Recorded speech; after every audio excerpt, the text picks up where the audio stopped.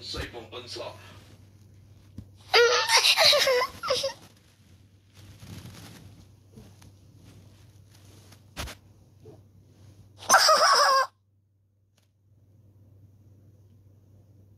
At hindi nila ibebenta ang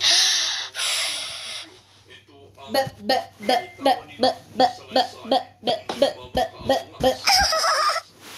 ang iniimbestigahan na rin ang iba pang kasabwat ni Satanas nang sa ganun ay mga kasabwat. Ang nakakatakot dito mga kaibigan ay meron nga pangalan ko siguro hindi nga rin papalagpasin ng hukuman lalong-lalo na opisyalis ni Kuting ng sa pulburon case lalong-lalo na sa kasamaan nilang na-overdose while mga tatanungin ano sa palagay ninyo maaawa pa kayo kay Satanas. Just comment below sa ating comment section.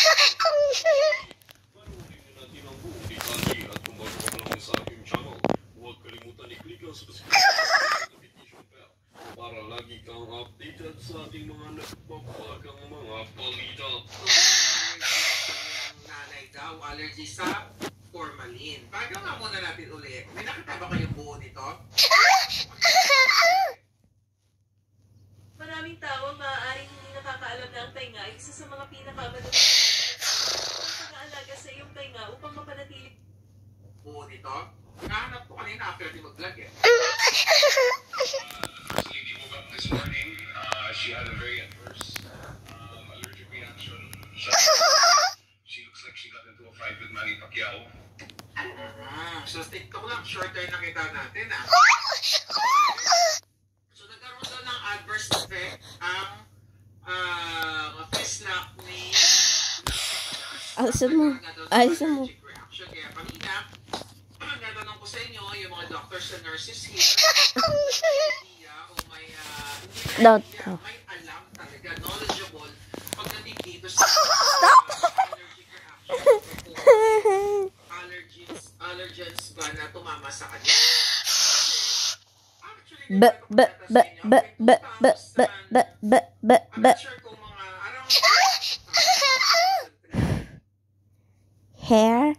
itong mga vloggers, tinatarget nila at hindi lang vloggers na kritiko ni Bangag ang dapat i-regulate kung gusto nilang i-regulate. Pero wala silang karapatang i-regulate. The purpose of that regulation is censorship. Ang daming mga vloggers na kumikita like yung mga vloggers na yung ginagawa nila puro kasinungalingan. Nagpo-promote ng mga iba dyan, hindi naman license. At iba nakakapinsala, diba? Yung ang dami ngayon, nagbibenta-benta ng mga ano eh. Nagbibenta-benta, troll ba? I don't know, yung mga nagbibenta ng mga, kung ano mga papabeauty, halos lahat nagbibenta ng papabeauty. Tama ba yan? Yung mga binibenta ba nilang pampabeauty na mga vloggers na yan? Dumaan ba yan sa DFA? Ay, sa FDA? Diba? Beautiful and Alisan mo. Alis. ano?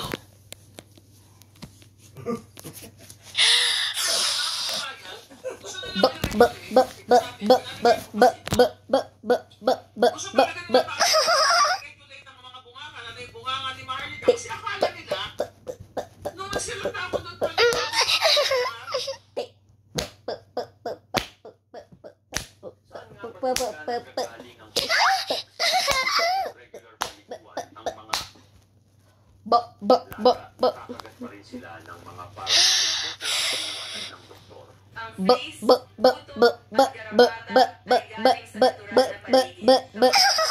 sila sa balat ng aso o pusa mo para dumami.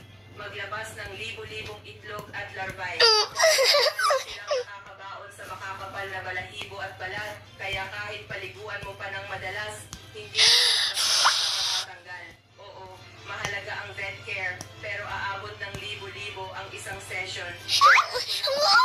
Mga eksperto mula Japan at nahanap ang isang solusyong sobrang epektibo. Ito ang Japanese Skin and Tick Spray na may powerful ingredients gaya ng fipronil, imidacloprid at selamectin.